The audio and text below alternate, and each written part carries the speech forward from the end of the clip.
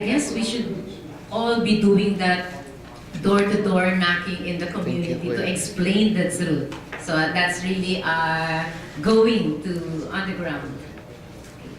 So our next speaker.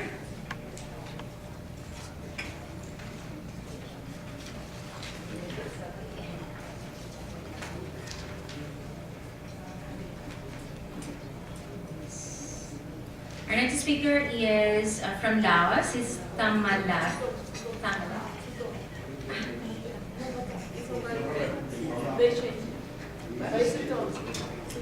Siton.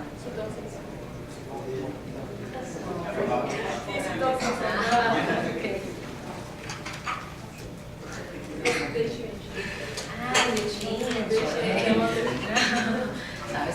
So, Suton from Laos. Come on. Thank you. I'm from Laos, from Laos Student Association. I'm very happy to be here with you to share experience and learn many things from different countries, different associations of solidarity with Cuba. For Laos, I think we have done many activities to support or to promote the solidarity with Cuba. And something like a meeting, we are using all media to support our activity also. In Laos, we have no problem in to promote the solidarity because both the government and the party are supporting us to do that. Right now, we are working more and more with the youth people, the young people. We want to share them with them the reality, the information, the real information, what Cuba are doing, why they are doing, to leave the blockade and to demand to end of the illegal occupy in Guantanamo Bay and return to Cuba. This is what we are doing in Laos. So once again, I am very happy to share and to learn from you and to support Cuba. And we are looking forward to see you again if the blockade is still, or if how to say the relationship between Cuba and United States is still not normal like this. And thank you very much. Thank you, sir. Thank you.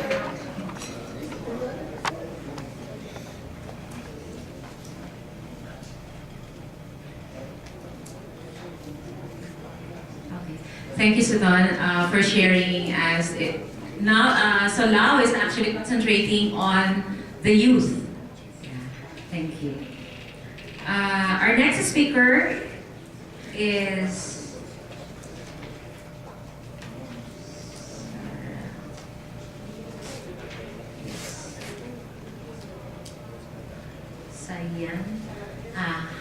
Hayathilen de Silva from Sri Lanka.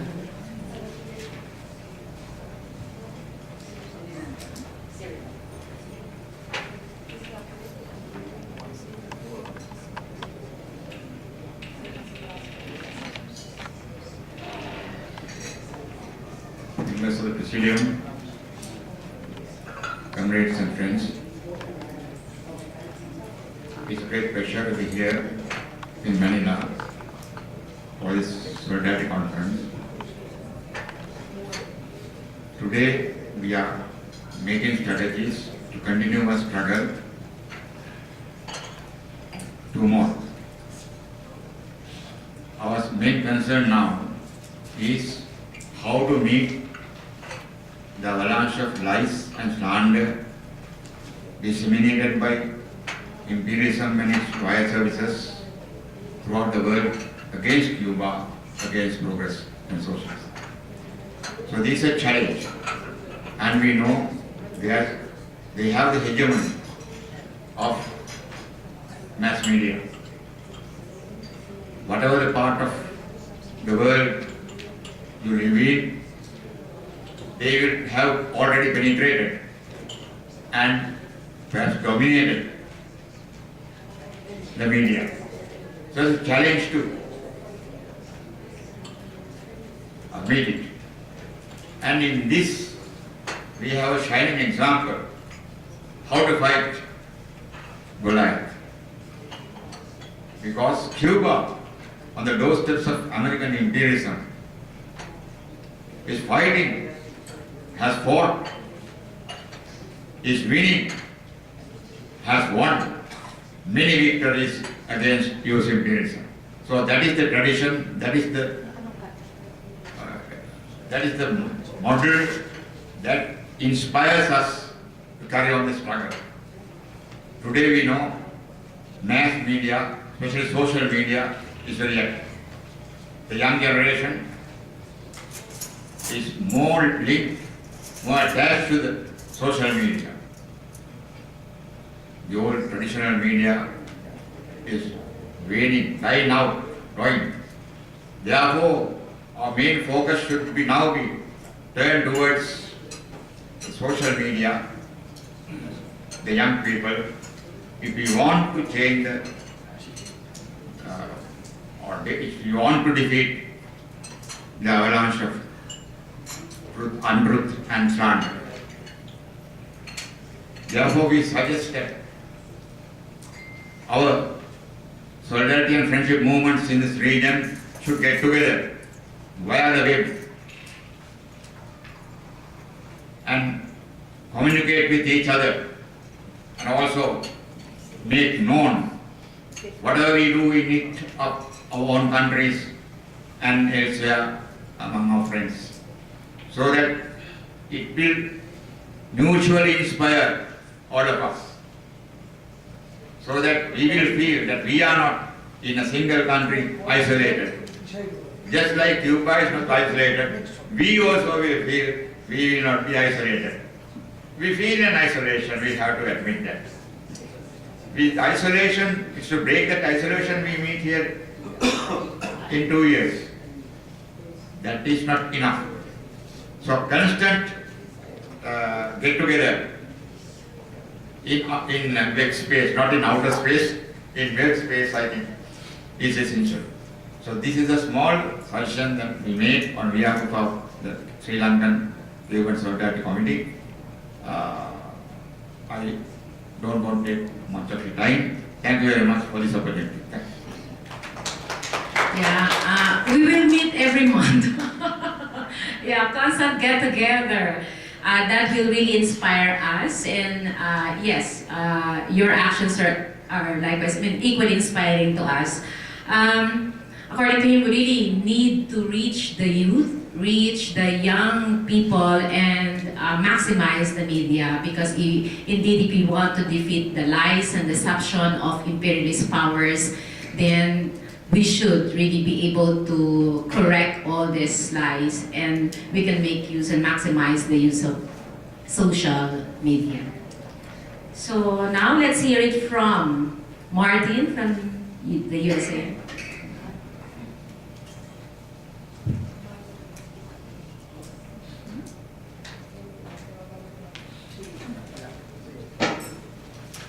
Thank you.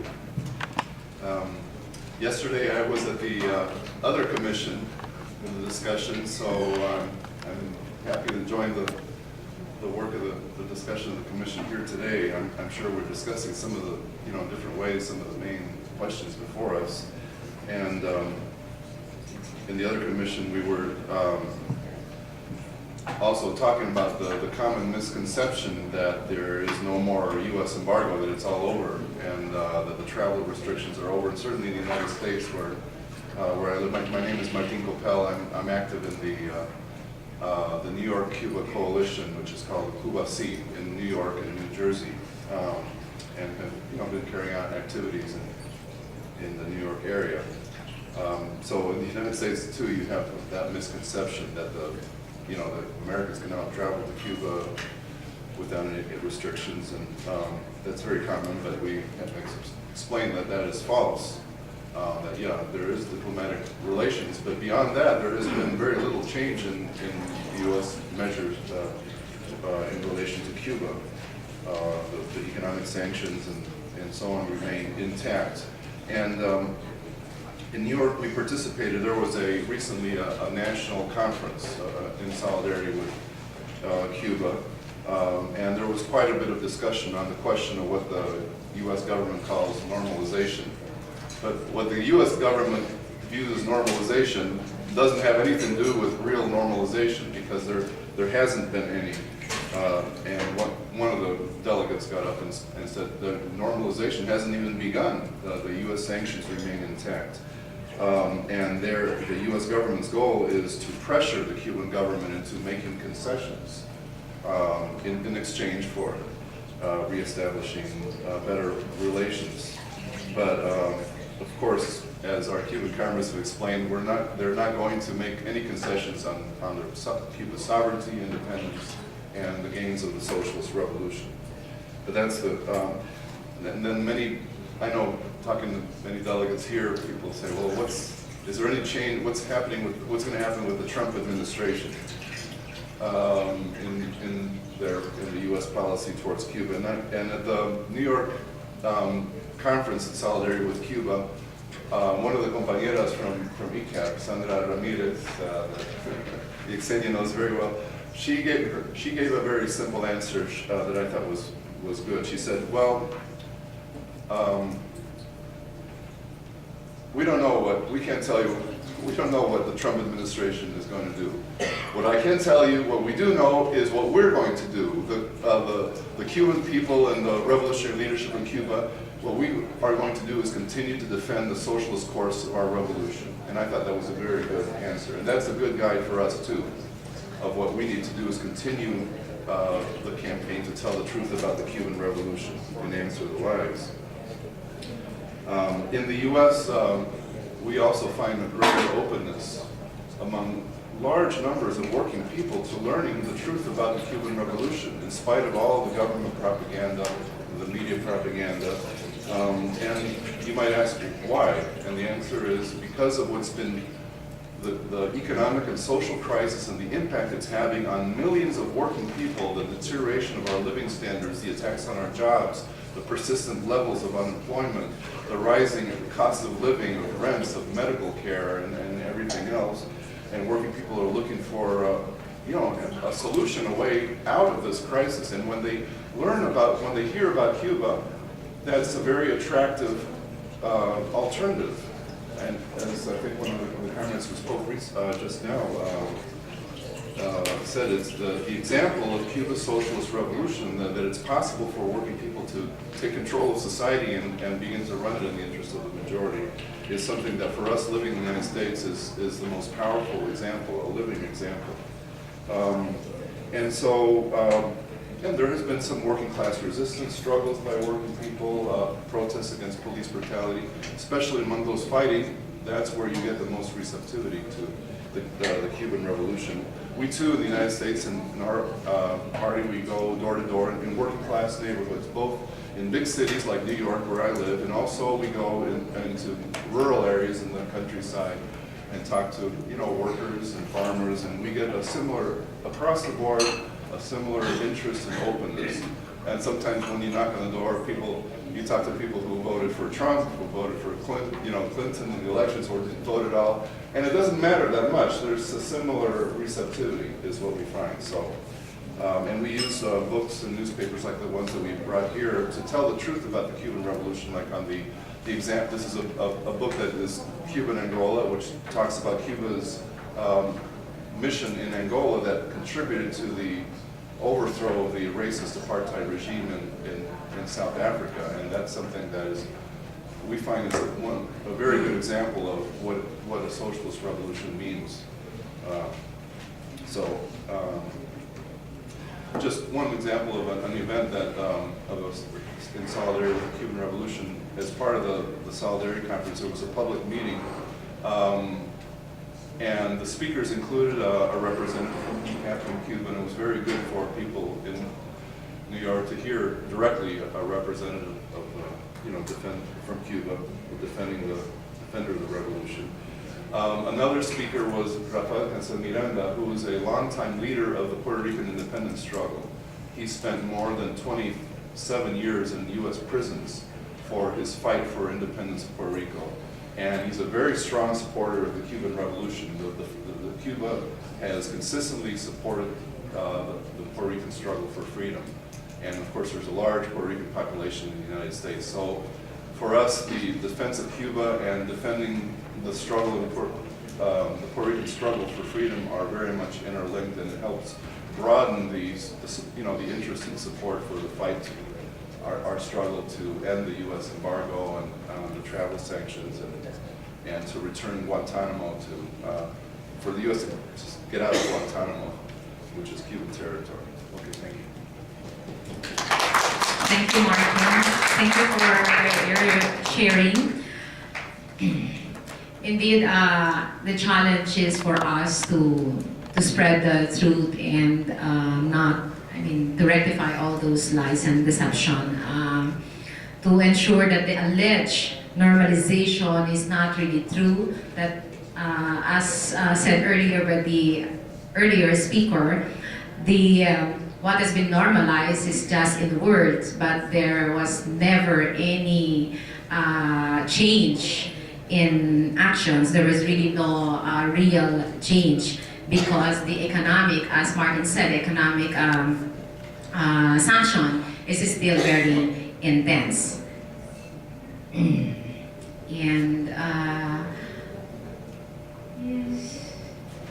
still, while we like to make use of the social media, still the importance of newspapers, the importance of books, the importance of different publications, and I mean that is something that is very important for us to remember, that regardless what the imperialists or the U.S. would do, as defenders of sovereignty, we shall continue. No matter what they do, we shall continue our revolutions, we shall continue our socialist action and socialist revolution. Comrades, we still have 30 minutes, 45 minutes. Anyone who'd like to share what have you been doing in your country insofar as our solidarity with Cuba is concerned, please.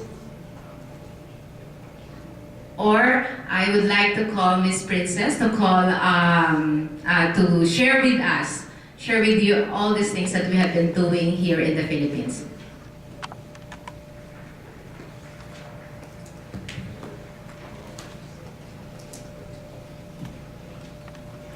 Dear comrades and friends, the Philippine Organizing Committee is really composed of two friendship groups in the Philippines. We mentioned earlier that actually there are three, but two were involved in organizing this conference. And what I present to you is from the Philippines-Cuba Cultural and Friendship Association, PhilCuba for short. We have personal ties with Cuba, but not only personal ties. You know, the Philippines and Cuba have had very strong historical and cultural ties. I think we all know that at one point we were all colonized by Spain. And at a certain juncture in our history, the Americans intervened in the midst of a revolutionary struggle for independence from Spain, but both Cuba and the Philippines were robbed of our sovereignty and our independence. And the American might was used to vanquish the Spanish colonial forces, and we were transferred to American colonial rule under the Treaty of Paris. So we have had long historical ties. But in a personal way, if I may, We have long been personally, we're older of the older generation, but we have continued our admiration for the Cuban struggle. Like the Filipinos, we have never really accepted American rule, and we continue to fight for independence, real sovereignty for our own country. So when Cuba struggled for its revolutionary struggle, and Fidel Castro and his compatriots, his comrades, won, we were among those who really were so happy and lauded the Cuban Revolution. So to us, July 26, the Moncada attack was such a historical event, because we all know that it was that Moncada assault that was the start of the Cuban Revolution. So when we started our Philippines-Cuba Cultural and Friendship Association, we have always, almost always, celebrated July 26 as the start of the Cuban Revolution, but always to show the significance of revolutionary struggle for real sovereignty and independence. So we continue to celebrate every event, historical event that Cuba went through, with exhibits, with cultural shows, with forums. We took every opportunity to try and bring out the realities of the Cuban struggle. But very important, always focused on the revolutionary struggle of the Cuban people. Well, earlier on, many of us come from the leftist tradition. Many of us come from left organizations. But since we were trying to promote Cuba, we tried to work with people, whether they are from business or government, but people who are open, who are more liberal in their thinking, because we wanted to influence official thinking towards Cuba. So I remember that from the launch of the Phil Cuba, we got the mayor of Makati at that time to support that whole activity.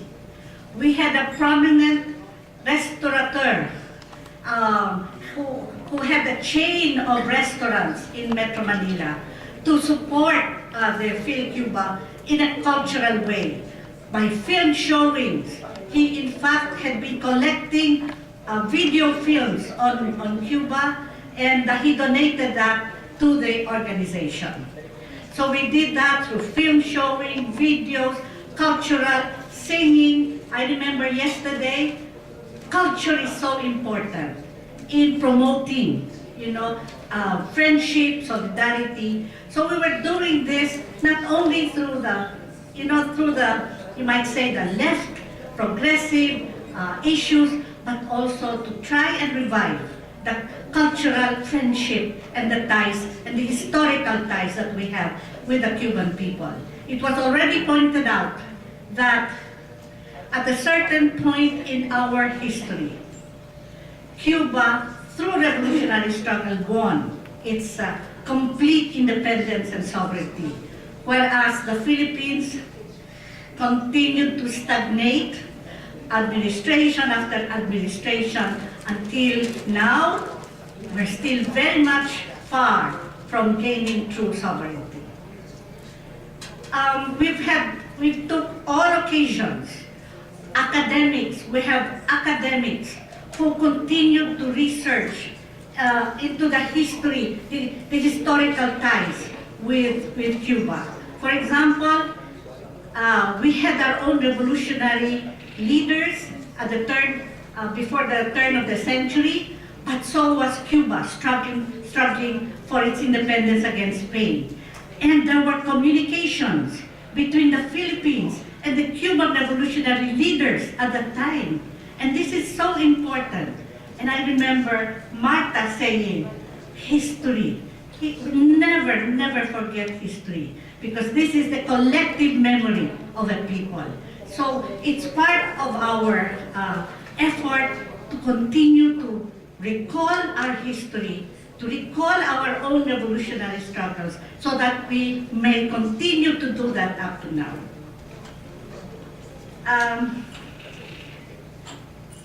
We have certain proposals that we would like to put forward.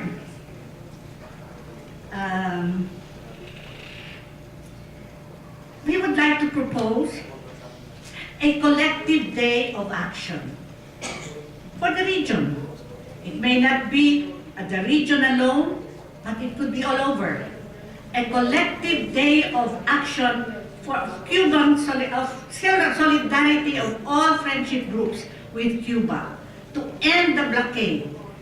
A collective action where all of us can take part.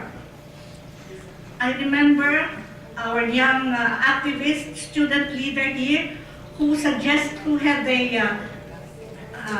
they had this nationstates.com, where you can create your own country and you can design policies, economic, political policies of how you would like to build a new society. Well, we'd like to propose, if it's possible, to have a common website, a collective website where all the friendship groups activities can be posted. I don't know how this is going to come about, but we would like to propose this.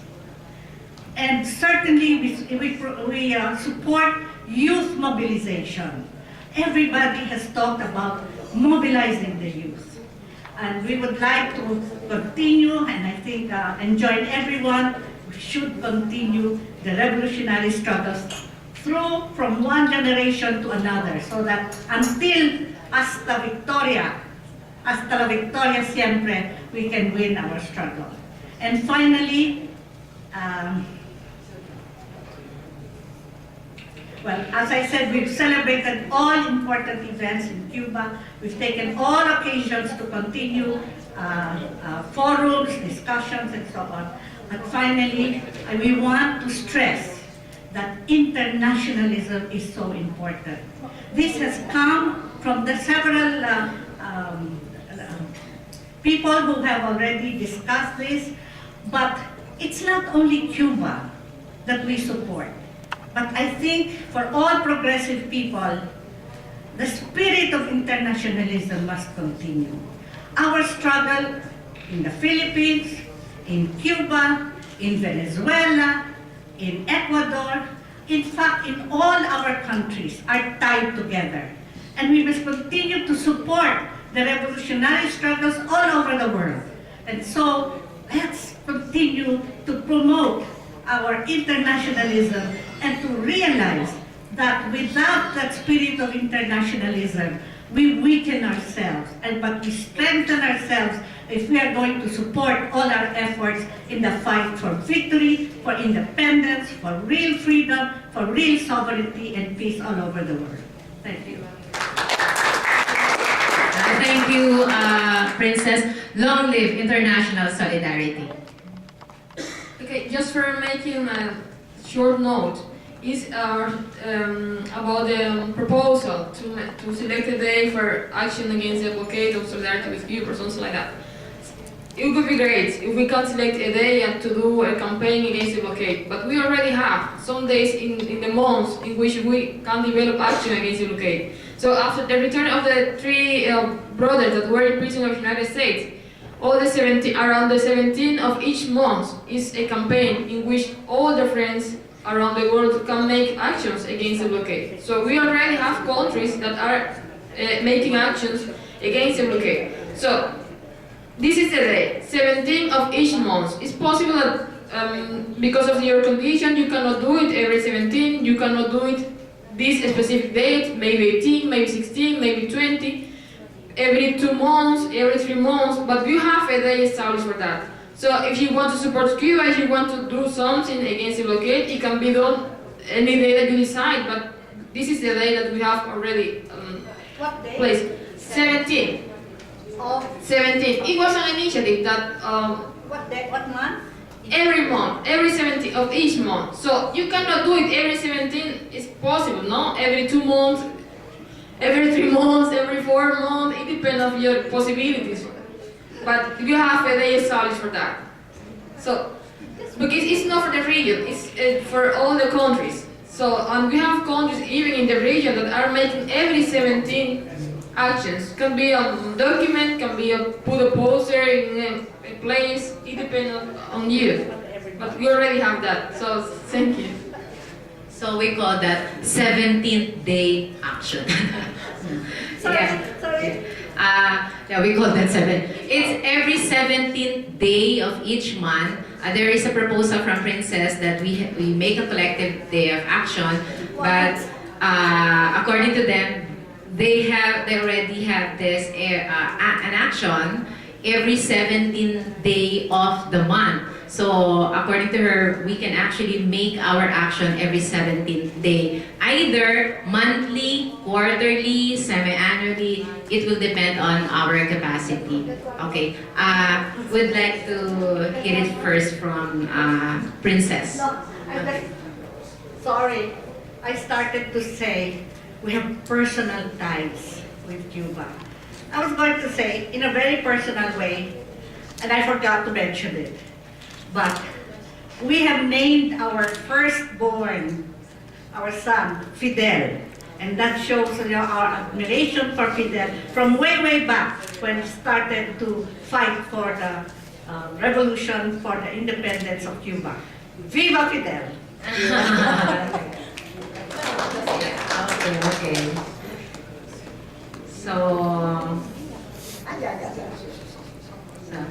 So now let's hear it from Martha. Yes, thank you, Martha.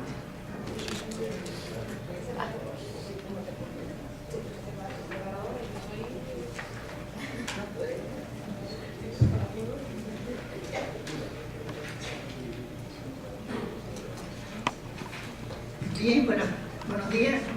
So good morning to all of you.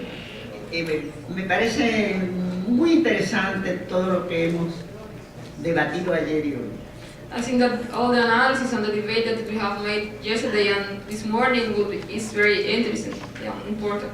Sin embargo, yo noto, me parece, que hay como un sentimiento de impotencia. De impotencia para poder librar una batalla de información frente a los grandes medios. Anyway, I feel that there is a feeling among us that we can not do a lot of things for a fight against the media, against misinformation. Debemos ser muy optimistas, y el optimismo no por capricho o por emoción, sino por una verdad de la historia. You have to be very optimistic in this battle. Yo le voy a poner 2 o 3 ejemplos. I will mention 2 or 3 examples.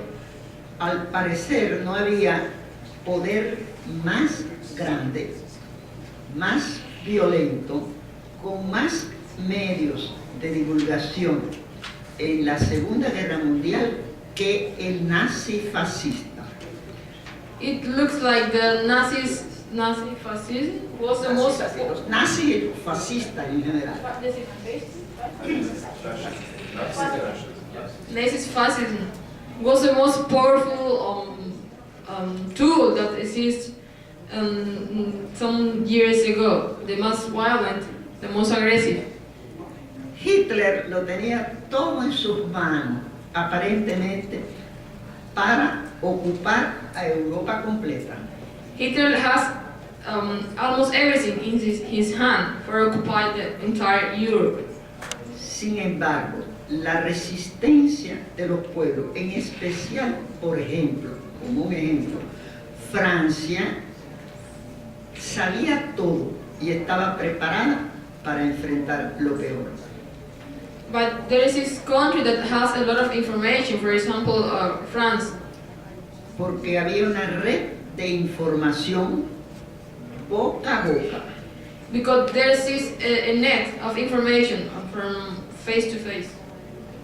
Por ejemplo, me voy a referir a Cuba, que está más cercana en el tiempo, y es la siguiente. Durante la lucha de Fidel, en general desde el 26 de julio, pero digamos en la Sierra Maestra, había una censura de prensa absoluta. I have to say, with another example, during the fight of Fidel Castro, there was a censorship, an absolute censorship in the island. Todos los periódicos eran el 95-98% de la prensa era de empresas fuertes privadas. Around 95% of the media belong to private enterprises. Sin embargo, In Cuba, I mean. los revolucionarios, el pueblo, hizo casi sin preparación posible, ni siquiera la que tenemos hoy, ni pensarlo, de reunirnos todos aquí, hizo una red de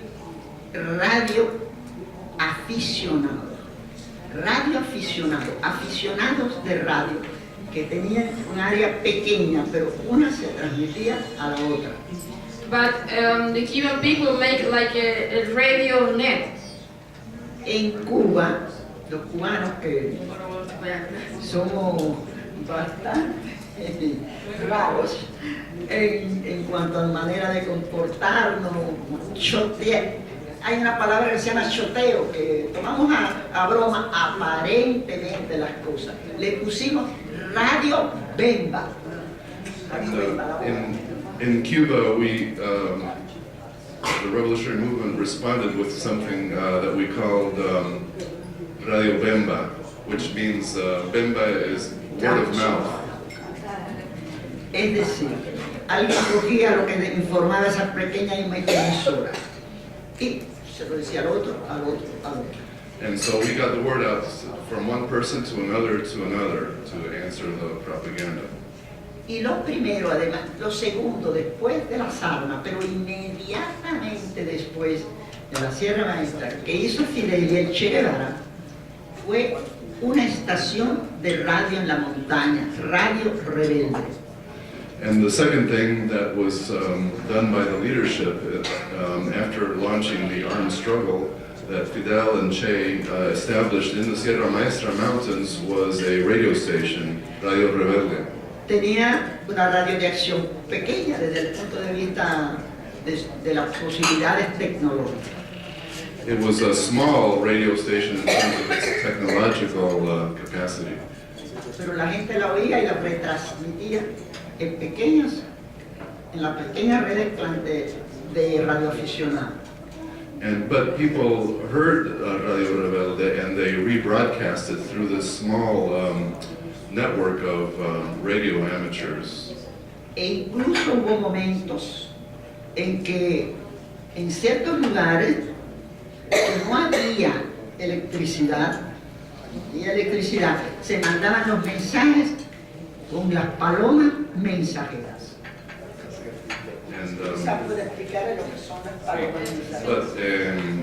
And there were even some times in some areas of Cuba where there was no electricity and so they couldn't use radios.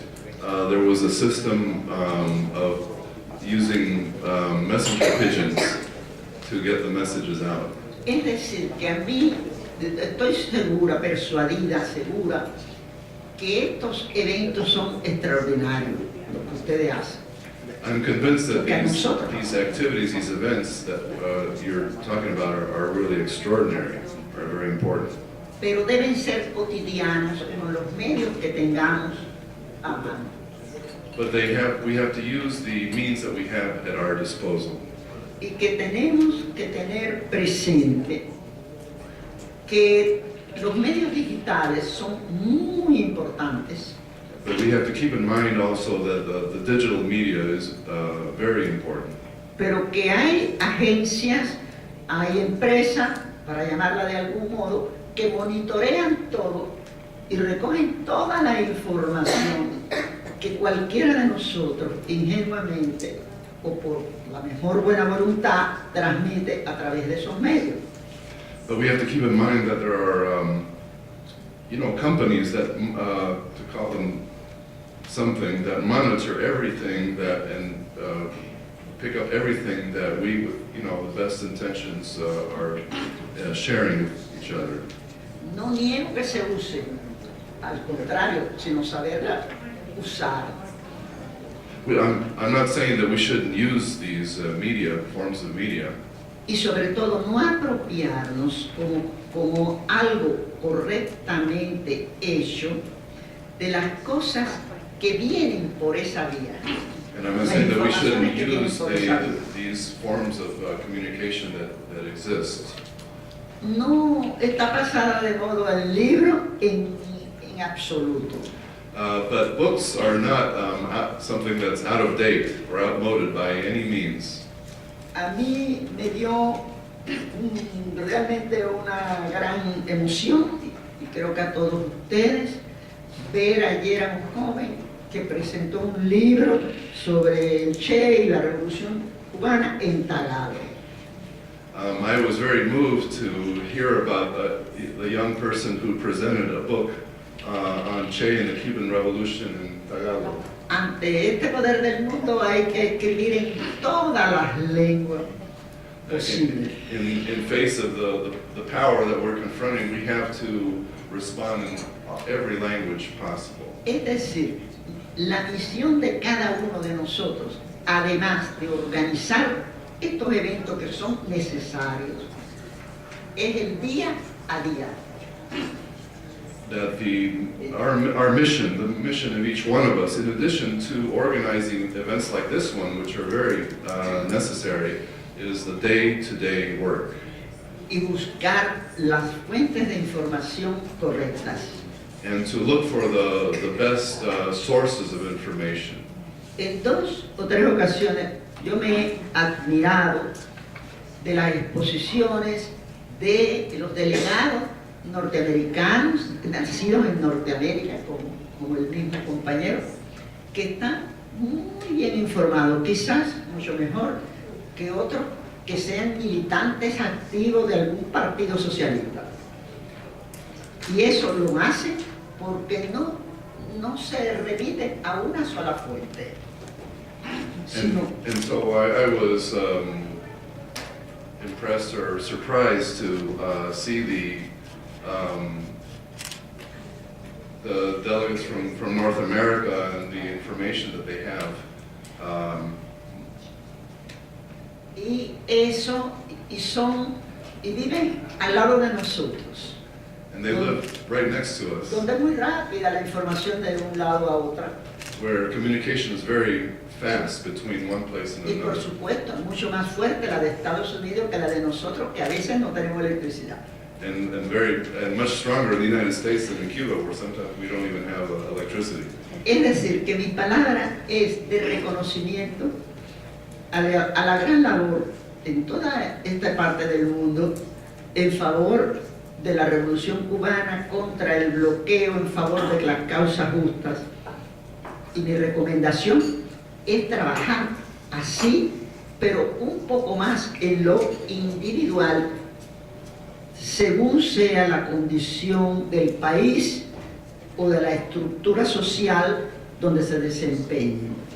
And so I want to just express my recognition for the great work that is being done in this part of the world in the fight against the blockade for the just causes in the world. And I would say that we should continue this work, but a little bit more of the individual day-to-day effort, based on the conditions in every country.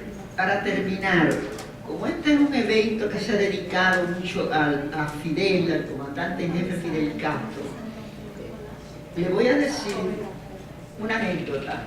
So I want to tell you an anecdote, since this is an event where we've heard a lot of mention of Commander-in-Chief Fidel Castro. El 27 y el 28 de julio de 1953, On July 27th and 28th of 1953, todas las agencias de prensa norteamericanas all the American press agencies dieron por muerto a Fidel Castro.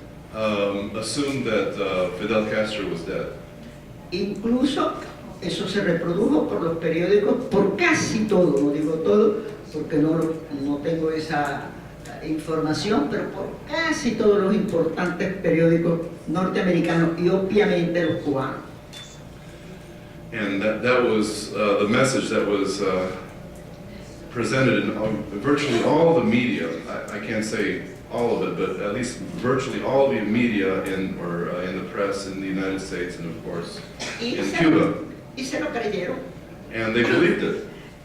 Unos días después A few days later, tuvieron que hacer otra noticia. they had to come out with a different news report. Preso Fidel Castro en la finca Manprisa. Es decir, que entre el 26 de julio y el 1 de agosto, él estaba vivo en las montañas, pero para la prensa internacional y nacional estaba muerto.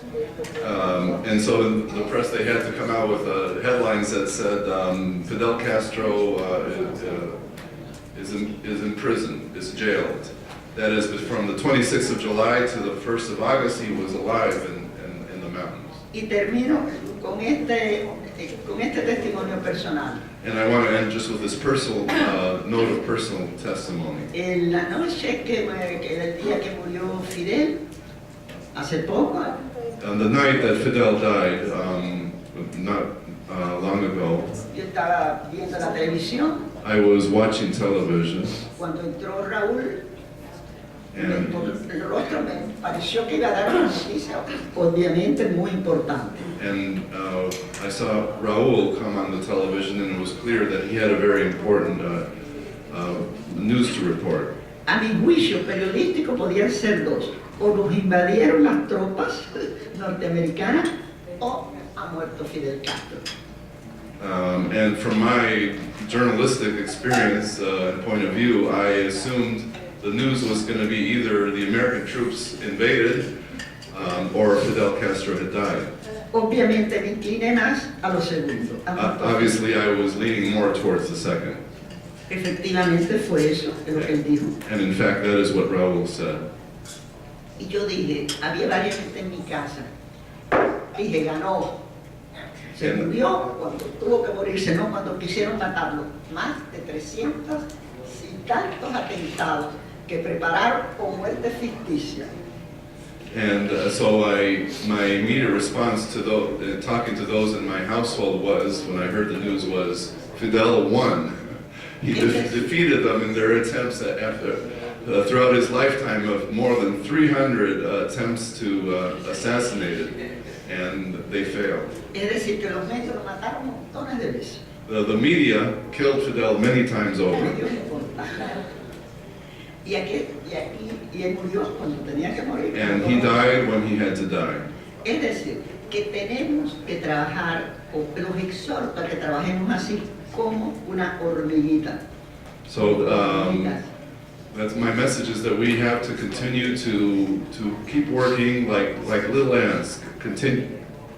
Sin prescindir de estos días dedicados a Cuba, a estas reuniones que son importantísimas, etc. Y en cuanto a eso, muchísimas gracias a todos de parte de la delegación cubana por el esfuerzo extraordinario que cada uno de ustedes han hecho por venir. And I just want to conclude expressing our thanks on behalf of the Cuban delegation for the extraordinary work that you're doing. Muchas gracias.